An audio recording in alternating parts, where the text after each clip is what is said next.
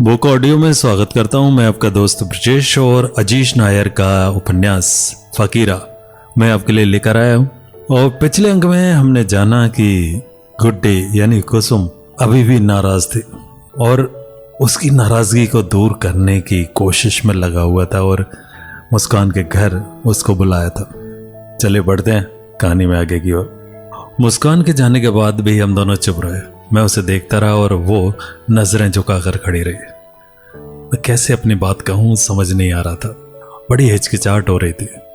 पता नहीं अगर उसे खराब लगा तो, अगर उसने मेरे प्रस्ताव को ठुकरा दिया तो, अगर वो फिर से गुस्सा हो गई तो। बहुत सारे प्रश्न मन में चल रहे थे। मन बड़ा अशांत था। केवल गुड्डी का प्रेम ही इस अशांत मन को शांति प्रदान कर सकता था। कुछ कहेंगे या मैं जाऊं? गुड्डी ने धीमी आवाज में कहा। गुड्डी जी बोली। मुझे माफ कर दो, मैंने मोनिका से झूठ बोला। आई एम सॉरी, मैंने हिम्मत कर कह दिया। वो मुस्कुराने लगी। मेरी भी गलती है, मुझे आप पर इतना गुस्सा नहीं करना चाहिए था। खामखा इतनी भड़क गई आप पर, उसने कहा। सुनो, मैंने कहा। हाँ मुझे कुछ कहना है, मैंने हिचकिचाते हुए कहा। हाँ बोलिए ना। मैं उसके करीब चला गया। हम दोनों एक दूसरे के करीब थे। हवा चल रही थी, इसके बाल बार बार उसके चेहरे पर आ रहे थे और वो मुझे देखते हुए से ठीक कर रही थी। उसकी आंखें मेरी आंखों में केंद्रित हो चुकी थी। प्रकृति ने बहुत ही सुंदर दृश्य रच रखा था जिसके पात्र हम थे।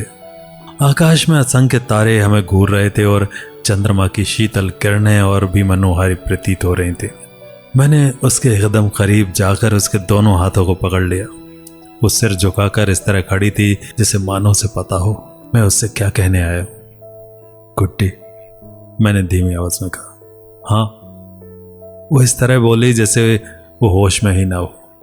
मैंने उसका सिर उठाया और उसकी आंखों में देखने लगा। पता नहीं मुझे क्या हुआ, मैं अपने चेहरे को उसके करीब ले गया और गुड्डी ने अपनी आंखों को इस तरह बंद किया जैसे वो मुझ पर समर्पित हो। मैंने उसके माथे को चूम लिया।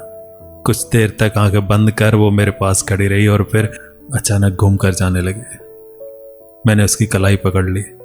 उसने कुछ नहीं कहा। मैंने उसे अपने करीब खींचा। वो बिना विरोध किए आ गई। पता नहीं, तुम्हें देखता हूं तो मुझे क्या हो जाता है। अजीब सा आकर्षण है तुम में। हर वक्त तुम्हारे बारे में सोचता रहता हूं। पता नहीं ये क्या है, पर जो भी है बहुत खूबसूरत है। तुम्हारे साथ रहूं तो जिंदगी बहुत खूबसूरत लगती है। हमेशा चाहता हूं कि तुम मेरे साथ रहो, मैंने हिम्मत कर कह दिया। वो कुछ भी ना बोली, चुपचाप सब कुछ सुन रही थी। सुनो, मैं तुमसे प्रेम करता हूं। और हाँ, ऐसा वैसा वाला प्रेम नहीं, बल्कि जिंदगी भर साथ निभाने वाला प्रेम। जिंदगी भर तुम्हारा साथ दूंगा, चाहे कुछ भी हो। ये रात साक्षी है, तारे, नक्षत्र, चंद्रमा सभी साक्षी हैं कि मैंने तुमसे प्रणय निवेदन किया है और वादा करता हूं कि सदैव तुम्हारा साथ दूंगा। इतना कहकर मैं 2 कदम पीछे की ओर हट गया और बाहों को फैलाकर खड़ा हो गया। वो मुझे देखने लगे। उसकी आंखों में आंसू पर चेहरे पर प्रसन्नता का भाव था। ऐसा लग रहा था कि वो एक कब से सुनना चाह रहे थे। वो खुद को रोक ना पाए। वो मेरी बाहों में आ गई। उसका सिर मेरे दिल के करीब था और मैं उसके माथे को सहला रहा था।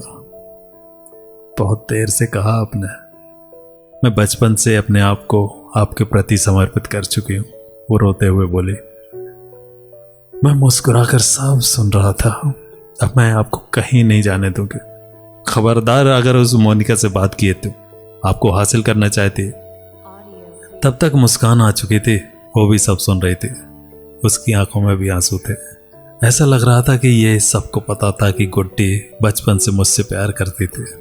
उसी वक्त मुस्कान ने कहा, चलिए खुशी का दिन है आज। गुड्डी की तपस्या सफल हुई, कॉफी तैयार है।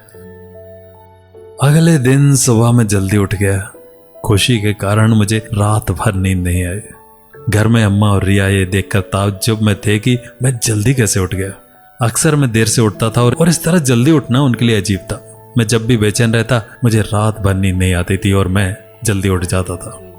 मेरे इस स्वभाव से अम्मा और रिया भली भांति परिचित थे। अम्मा और रिया भी अजीब थे। उनकी नजरें मुझ पर होती थी। मेरी खुशी उनके लिए खुशी थी। मैं उनका साहस था, उनको मुझ पर अपार विश्वास था। उनको लगता था कि मैं जीवन में जरूर कुछ पढ़ा करूंगा, लेकिन मैं गुड्डी के प्यार में था। पढ़ाई तो हो ही नहीं रही थी, पढ़ाई के नाम पर मात्र कॉलेज जाना और आना ही था। अम्मा मैं बाहर जा रहा हूँ। क्या हुआ बेटा, आज जल्दी उठ गया, कहाँ जा रहा है? अम्मा की आवाज में चिंता थी। बस यूं ही उठ गया, मैं आदर्श के घर जा रहा हूँ। मैंने कहा अच्छा ठीक है। आदर्श मेरा सबसे अच्छा दोस्त है, वो मुझसे 1 साल जूनियर है, पढ़ाई और खेल कूद में अव्वल आता है। गुड्डी की बात में उससे छुपा कर रखूं ऐसा हो ही नहीं सकता था। उसकी हर बात मैं जानता था और वो मेरी किसी भी बात से अनजान नहीं था। जीवन में कुछ भी अच्छा या बुरा घटे तो हम एक दूसरे से साझा जरूर करते थे। जिस तरह ललन भैया से बात करने से एक शांति मिलती थी, उसी तरह आदर्श से भी बातें साझा करने से सुख का अनुभव होता था। हालांकि आदर्श पढ़ाई को लेकर गंभीर था, पर मौज मस्ती में भी कम नहीं था। नाम के अनुसार हर चीजों में आदर्श था। वो कुछ भी करता पूरी ईमानदारी से, चाहे पढ़ाई हो या खेलकूद, चाहे प्यार मोहब्बत। लड़कियां तो मानो पागल थी उस पर, लेकिन मेरा आदर्श एक लड़की के अलावा किसी को देखता तक नहीं था। हाँ, मोहब्बत केवल एक थी, और वो भी ऐसी थी कि मानो मेरे दोस्त आदर्श के लिए बनी हो। ऐसा लगता था कि भगवान ने आदर्श के लिए विशेष रूप से उसे भेजा हो। उसका नाम काजल था। बिल्कुल आदर्श के लिए आदर्श लड़की थी वो। पढ़ाई में तेज और अंग्रेजी तो फर्राटेदार तरीके से बोलती थी। जब स्टेज में आकर अंग्रेजी में भाषण झाड़ती तो सभी मुग्ध हो जाते थे। टीचर्स तो उसके अंग्रेजी उच्चारण के कायल थे ही, और लड़के पागल थे उस पर।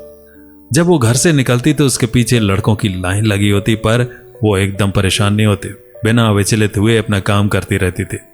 उसे पता था कि लड़के उस पर पागल हैं, पर उसे आदर्श के अलावा कुछ नहीं दिखता था। आदर्श का स्वभाव था इतना मृदुल और आकर्षक कि अगर कोई उससे एक बार बात कर ले तो उसका ही हो जाता था। काजल भी आदर्श के इसी स्वभाव के कारण उसे अपना दिल दे बैठी थी।